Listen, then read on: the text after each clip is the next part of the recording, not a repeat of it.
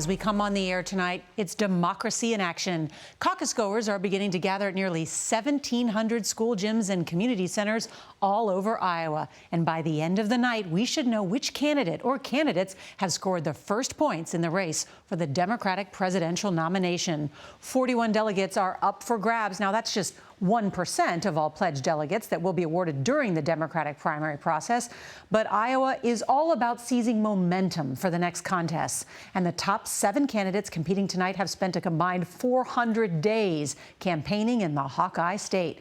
Our CBS News Battleground Tracker has Joe Biden and Bernie Sanders neck and neck, but with very different bases of support. Pete Buttigieg and Elizabeth Warren are also still in the hunt. Our team is covering every angle of the caucuses tonight, but we're going to begin with Ed O'Keefe at Sanders headquarters in Des Moines. Ed? Nora, good evening. Candidates have held more than 2,200 events combined in this state over the past year, and a record crowd is expected as Iowa puts the first points on the board of campaign 2020. The candidate to watch closest tonight is Bernie Sanders. Moments after the impeachment trial wrapped for the day in Washington, on my way to Iowa, Bernie Sanders raced back to Iowa for what he hopes is a victory party. Over the weekend, Sanders projected confidence. Tomorrow night is the beginning. It is the beginning of the end for Donald Trump. So you're going to have turf 3 that I'm assigning you. He has relied on thousands of volunteers who knocked on 500,000 doors last month alone.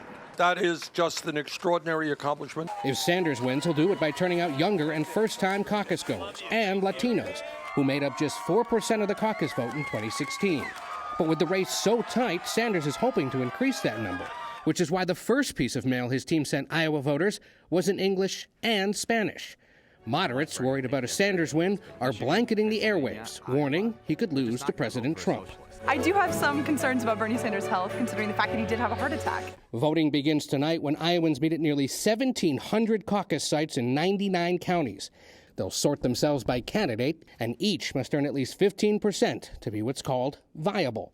If a candidate falls short, other campaigns can scramble to earn their supporters' votes.